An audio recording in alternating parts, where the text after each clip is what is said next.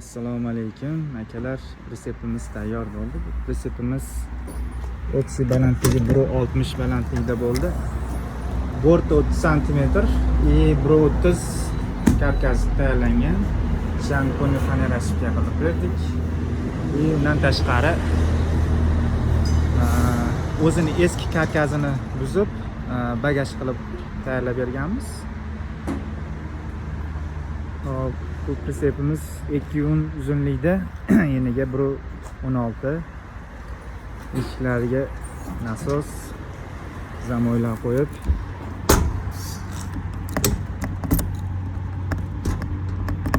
qulflab